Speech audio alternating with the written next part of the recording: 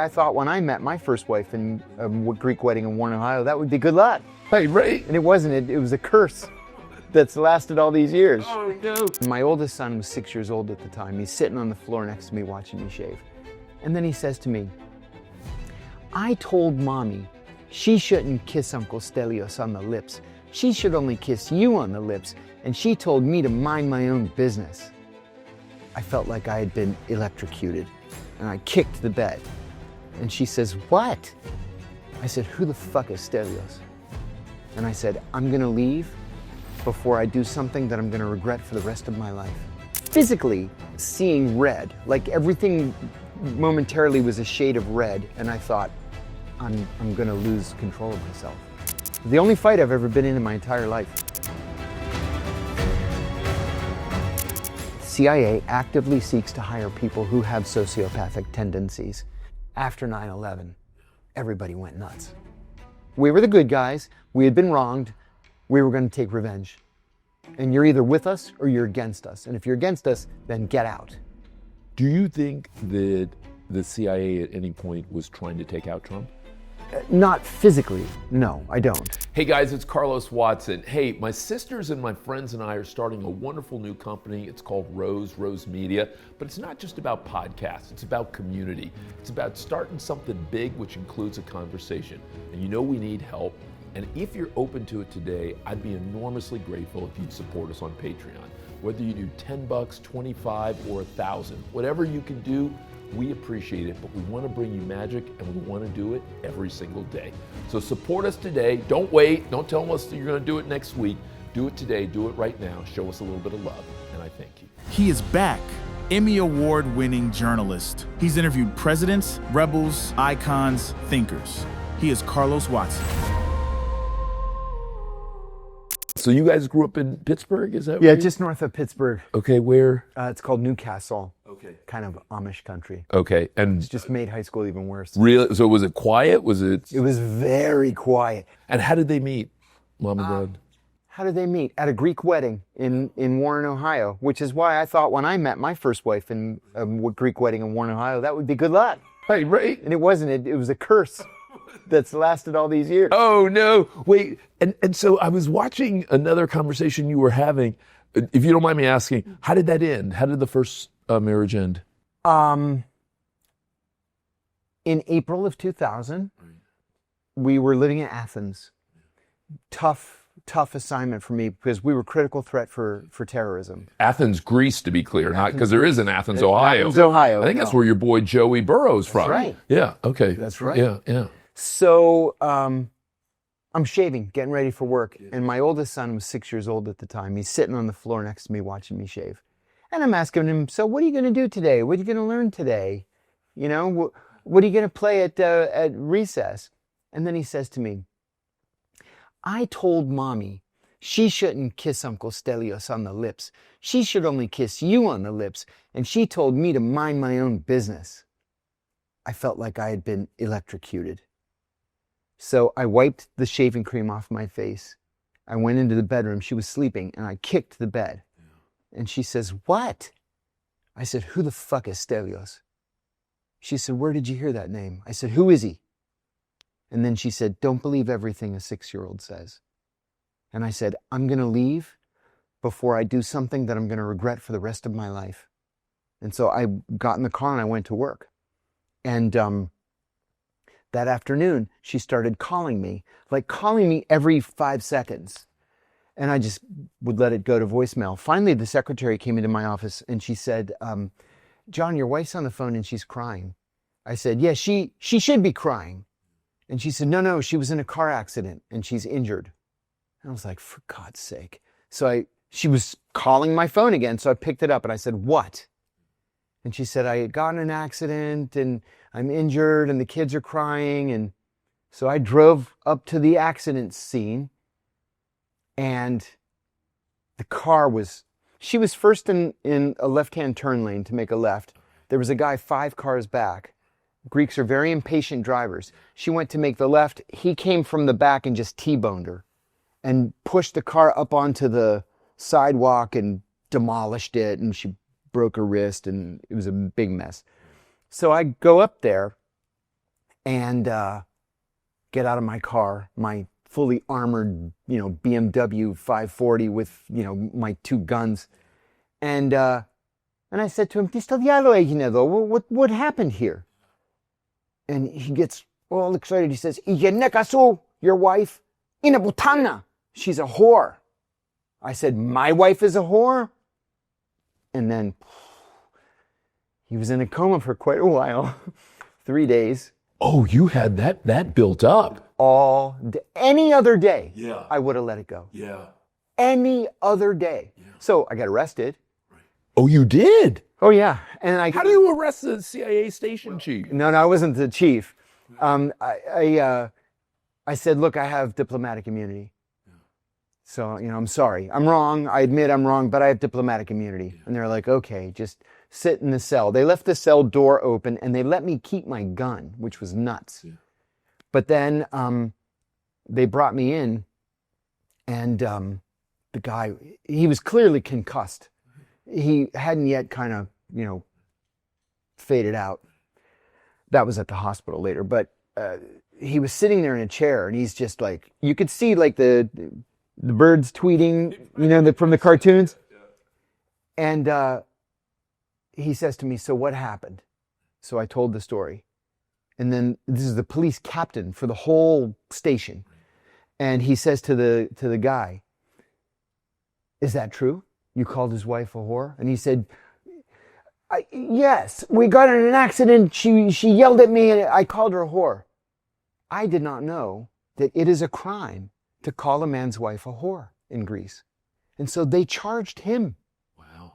And I said, listen, I can't get charged because I have diplomatic immunity, but in good conscience, please don't charge him. I beat him like almost to death. So they ended up dropping the charge. He filed a lawsuit against me later, but because I had immunity, it was just thrown out. And the only fight I've ever been in my entire life. Wow. What do you think would have happened if you hadn't left the house that morning? Because remember the moment you said, I'm going to leave here before I do something I regret? Yeah, so many different places where you could ask yourself what you would do in a certain circumstance. Was that a moment for you? Like if you had stayed there, do you think you could have crossed to the other side? I think it was possible on that day. I remember like physically seeing red, like everything momentarily was a shade of red. And I thought, I'm going to lose control of myself. I better leave. I remember my first operational boss telling me, as a general rule, he said, never lie to medical, finance, or security. They'll put you in prison. Never lie to me. I'll put you in the hospital. Wait. Medical, finance and security. So medical because you could have something serious wrong. Because maybe you've got a drinking problem or you're snorting lines on the side to keep the hours going or, you're going down some kind of spiral and you don't want anybody to know. Interesting. And then finance? Yeah, every 6 months or so, we would get this all hands email from the director, whoever happened to be director, saying, one of your colleagues was arrested this morning by the FBI for misusing his CIA credit card. Let this be a warning to all of us, blah, blah, blah. Never charge a prostitute to your CIA credit card. And if you're going to steal from the CIA, steal millions. Don't steal $200 and then you get 6 months in jail. So that's what security will do to you. And then finance, the same thing. Well, security is worried that you're going to go to the Russian embassy and say, hey, listen, I have a gambling problem. I need 50 grand right now, and I can make it right for you. People would sell for that little? That's what Aldrich Ames sold for. His first meeting with the Russians, he needed to pay off a $50,000 credit card debt. And so he gave up the identities of 2 of our agents, and they were both immediately executed. 50,000 lousy dollars. But you assume if you're a CIA officer, official, analyst, spy, that seems too little. It seems like to your point, if you were going to steal, you'd steal more, or if you were going to negotiate with the Russians, you would get. I don't know what you would get. He ended up $2 million wealthier. 12 people were executed because of his information. He ratted them all out, and then was so careless. He bought a $2 million house in Arlington, Virginia. He drove a Jaguar to work. Guy's making $70,000 a year with a $2 million house and a Jaguar. And then he was bragging in the office that he put an in-ground pool with a gazebo that he built. And everybody who worked with him knew he was drunk all day long. It's like, where's this money coming from? So somebody reported him to security. The problem then was that security sent the file to this 27-year-old kid who sat on it for 18 months while Ames continued to spy for the Soviets, and then drove over to his house and said, wow, that's a really nice house. And then that was it. Finally, there was a woman... That means he let multiple people get executed. Mm-hmm. Yes, he did. It was on his watch. Mm-hmm. And then there was a woman named Sandy Grimes who said, this is ridiculous. Either we're going to do an investigation or we're not going to do an investigation. So she did an investigation, and she found that he was making trips to Mexico City. And every time he would come back to Mexico City, he would make an enormous bank deposit, 100,000, 150,000. Remember, this is before 9/11, so there's no anti-money laundering law that you have to report it to the IRS if it's more than 10 grand. So she said, he goes to Mexico City, he comes back, and then within days, he puts $100,000 in the bank. He's got to be spying for the Russians. She's the one who caught him. And then in what's called the hot wash, where they go over like lessons learned, where did we fall asleep at the switch here?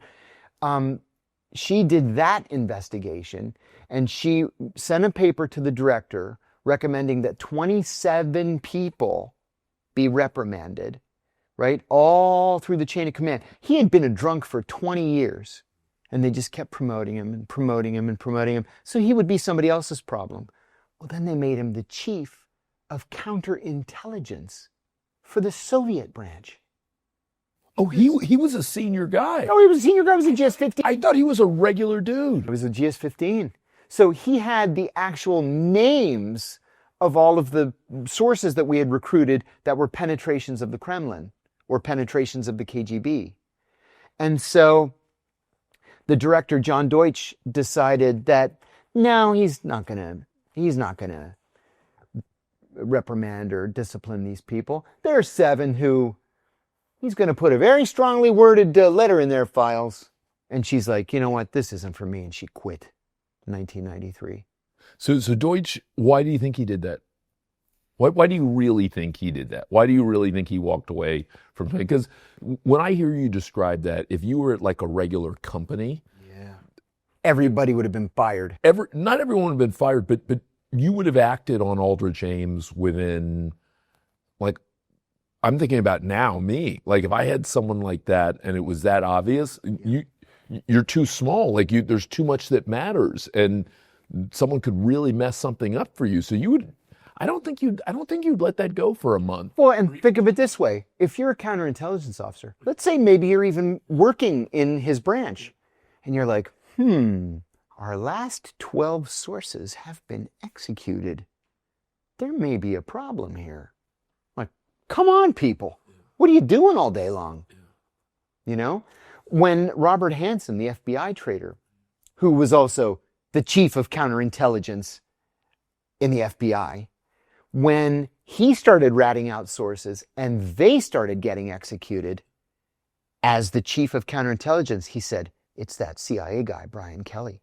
Brian Kelly being the chief of counterintelligence at the CIA. So poor Brian, they put him on a leave without pay. They surround his house 24 hours a day with FBI agents. Other FBI agents go to Oregon, where his daughter was working in a nursing home, to tell her, you have to get your father to confess, because if we arrest him without a confession, we're going to ask for the death penalty.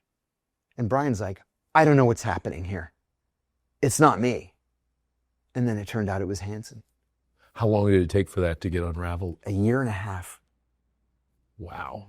So what is it about the director of counterintelligence role that makes a person particularly susceptible to flip? You have to be like so clean in your personal life that it has to be like epic, noteworthy. No drinking, no drugs, no gambling, no speeding, no cheating on your wife. Literally nothing that can be used against you. Did anyone ever try to flip you? No. And you're trained to expect it to come. It turned out when I was in the interview process, they asked me if I had ever had contact with somebody that I believed was a foreign intelligence officer. And I said, I don't have any idea. I will say that I won a scholarship junior year to study in the UK. And I went to this dinner party for all the people who had won this scholarship. And there was this was during communism, there was this young like educational attaché from the Hungarian embassy, and the guy would not leave me alone. And I thought, he must be gay or something. But he gave me his business card, and I said, I think I still have that business card. So this was like 3 years between when I met him and when I was going through the interview process. So I gave it to security, and they said, oh yeah, he's an intelligence officer. He was trying to get close to you early while you were still in college, so then when you graduated, he could say, hey, do us a favor. We'll give you lots of money if you join the CIA. Oh, interesting. So they try to catch people early and then get them to join. Yeah. So go big picture for me for a second. What are the 5 things that would surprise someone to know, given all the experience you've had in the CIA, intelligence, the rest, and given that most of us only know it through movies and TV and maybe a little other stuff, what are 5 things that would truly surprise us to find out that as someone who actually has been in intelligence? I'll try and come up with 5. Right off the bat, I'll tell you, most everybody at the working level at the CIA is really, really smart. They want nothing more than to serve the country and to protect Americans. God knows they don't do it for the money, because we never got paid anything. Number 1. Number 2, they're all humans at the same time. And so there are a lot of people who have problems. I'll give you an example. I worked for many years in the Counterterrorism Center. Now it's called the Counterterrorist Center. And one of the group chiefs came up to me one day and he said, hey, can you do me a favor? I said, of course. He said, can you go to Beirut this weekend to do a meeting? I said, sure. Well, why don't you send Phil to Beirut? He covers Lebanon. He said, I can't. He was psychovac, which means he went nuts. He had to be returned. He's not quite, not nuts yet. And so he's just not allowed to travel. He needs to sit at a desk for another 6 months and be evaluated by the shrinks. And then when he's not nuts, maybe they'll let him go back to Beirut. Number 2. Number 3, our very first high threat operation in Pakistan that I did when I was there. This would have been in like February of 2002. We're strapping on body armor. We're loading our guns, getting everybody set to go. And I said to this one guy, hey, Dan, what are you doing? Come on, get strapped up. He said, I can't go. I said, what do you mean you can't go?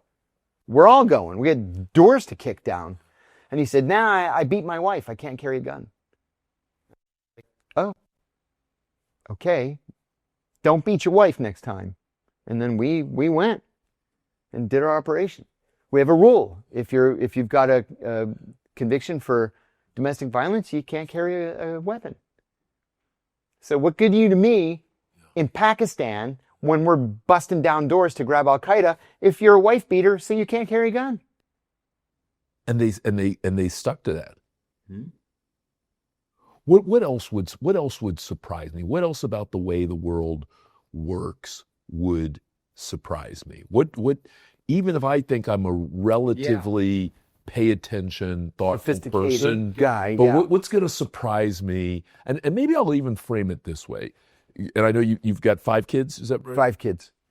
So assume that I'm one of your sons, or assume that I'm a close brother of yours, and we haven't seen each other for 20 years, and for whatever reason you're going to go away, so we're only having one conversation.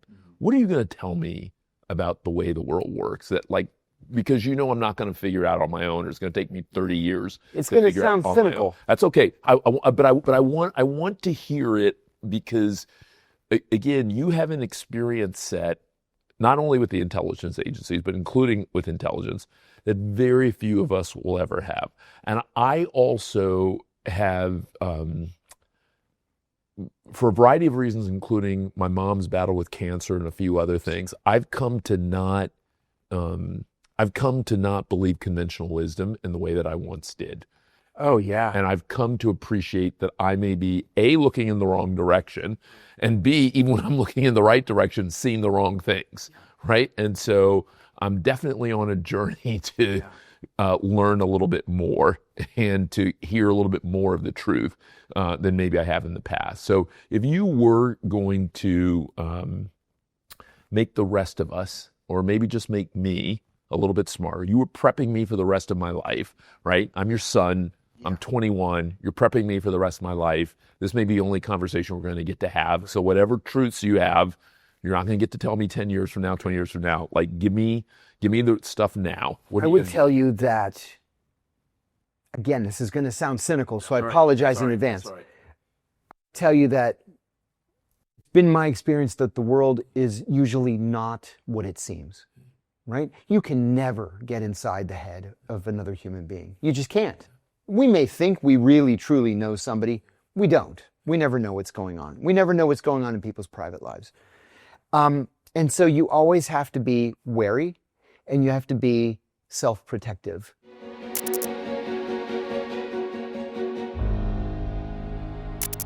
The CIA, I've said this 1,000 times in podcasts, but I'm going to say it again. The CIA actively seeks to hire people who have sociopathic tendencies.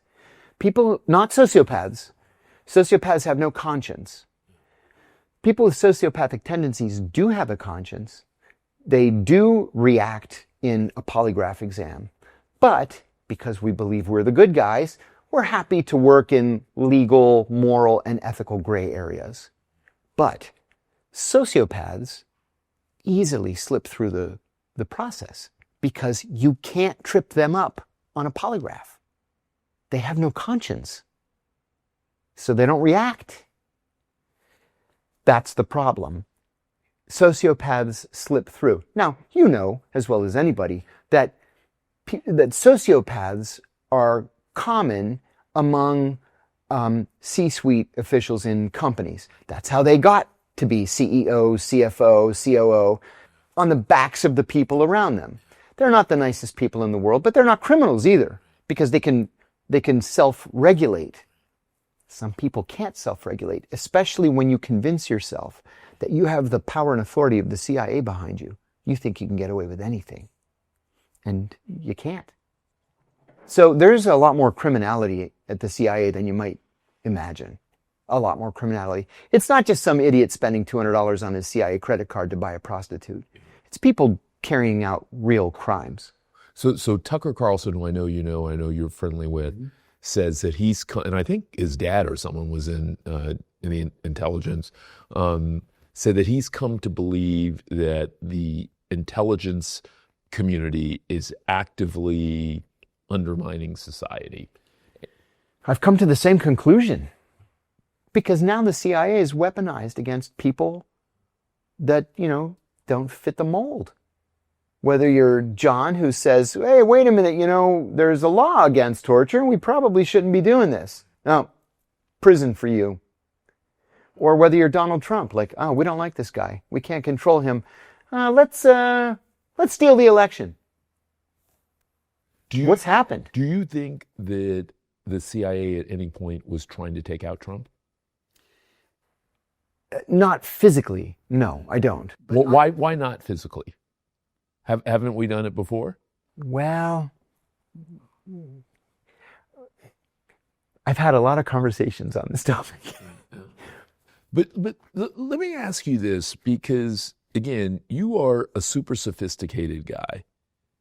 Like, if I heard someone say that they released all the documents, whether it's about Epstein, whether it's about Kennedy, whether it's about whatever, I don't really believe that they released all. Just like I didn't believe it with Clinton, with Bush 2, rather, with Obama. Congress passed this law saying you have to release all the documents. Even Biden. But Trump was just so public about his desire to release the information.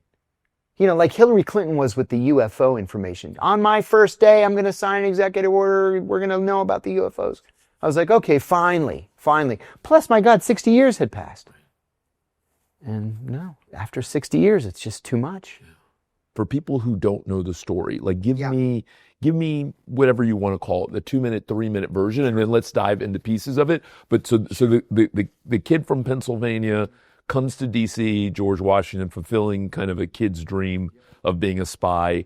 It sounds like he gets recruited to become a spy. Yes, in graduate school. And becomes a spy.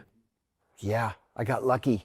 And so I remained in the Directorate of Intelligence, which is the analytic directorate, until August of 1993. Then was given a legit State Department job. Because to make the senior intelligence service, you have to do a rotation in the policy community, which is either the White House, the State Department, or the Defense Department. And you have to do a rotation in another directorate, which is Operations, Science and Technology, or Administration.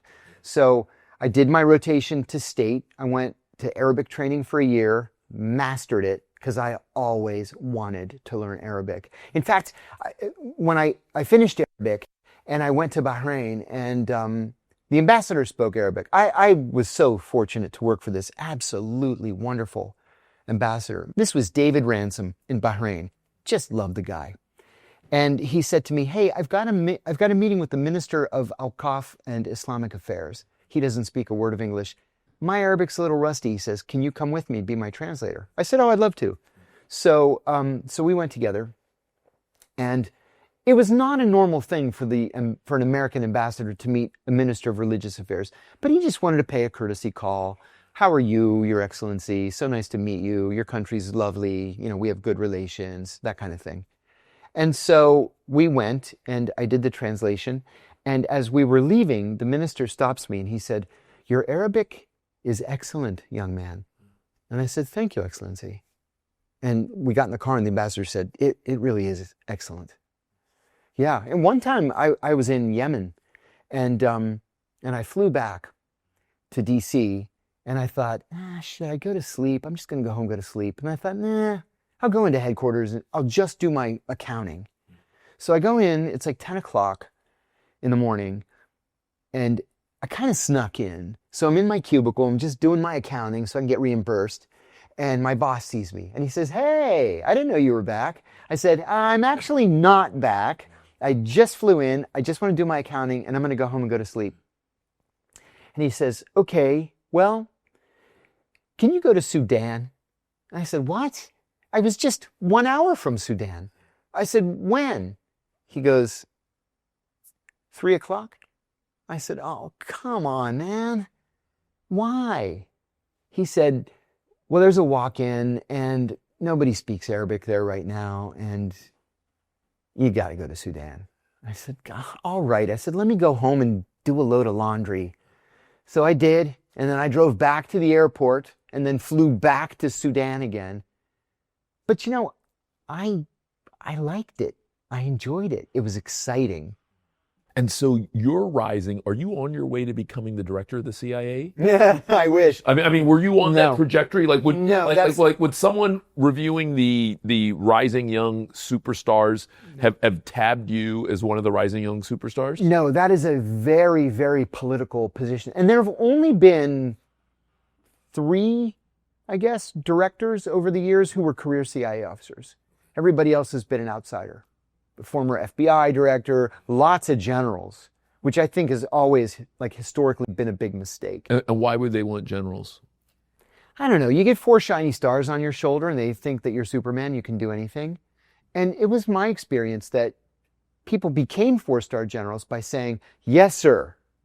You don't want somebody in that position to say, yes, sir. You want somebody in that position who can say, Mr. President, let me tell you why that's a terrible idea, right? You need somebody with the wherewithal to stand up to the policymakers. So it's so clear to me that you still love and revere the work that you did, and that you were one of the fortunate people in this life who actually got to do something that they both dreamed of. I thoroughly enjoyed my career. Yeah, you enjoyed it. But after 9/11, everybody went nuts.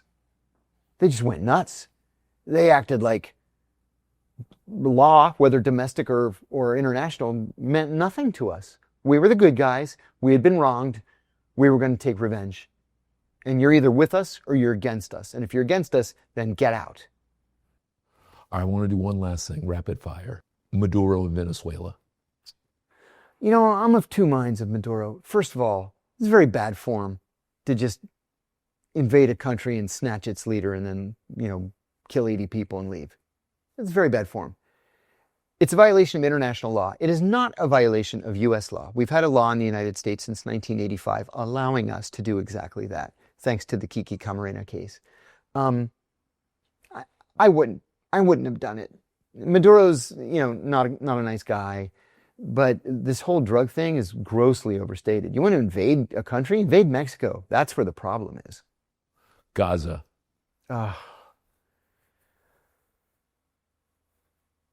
I stand wholeheartedly with the people of Gaza. The Israelis have murdered and starved as many people as they possibly could. Listen, October 7th was a terrible, terrible event. It was a terrorist attack perpetrated by a terrorist group. But your response can't be to kill everybody, right? At least 70,000 people, almost all of whom have been civilians, and then mostly women and children. Okay, that's not a policy. That's genocide. And it's a violation of international law. And who should know that better than the Israelis? And where do you think this ends? I think with continued ethnic cleansing of Gaza. The policy is to drive them out, make them emigrate, and they don't care to where. Just get out and let Israeli settlers resettle Gaza. Last question, your favorite book? It's a book that nobody's ever heard of. It's called How Can I Keep From Singing? It's the biography of Pete Seeger, the folk singer. Pete became, besides my dad and my grandfather, Pete was the most important man in my life. It's funny, we exchanged Christmas cards for years. And then when I got in trouble, he rallied to my support. And he said to me one time, you and I have the greatest differences in our backgrounds. Like, what is it about me that has attracted you? And I said, Pete, you stood up to them. In 1958, you stood up to them. All you had to say is, on the advice of counsel, I decline to answer your question, Senator. And you didn't. You said, based on the First Amendment, I don't have to tell you with whom I associate. Everybody's pleading the Fifth. He pleaded the First, and they sent him to prison for it. It was overturned on appeal, but he wasn't afraid of them.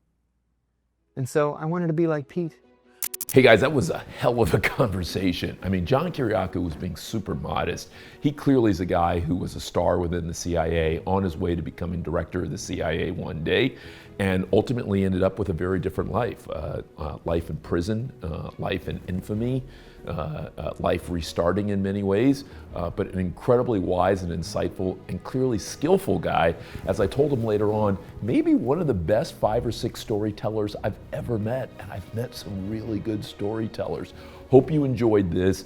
Hit us in the comments. Tell me what you thought about this and whether or not we should have more comments like this.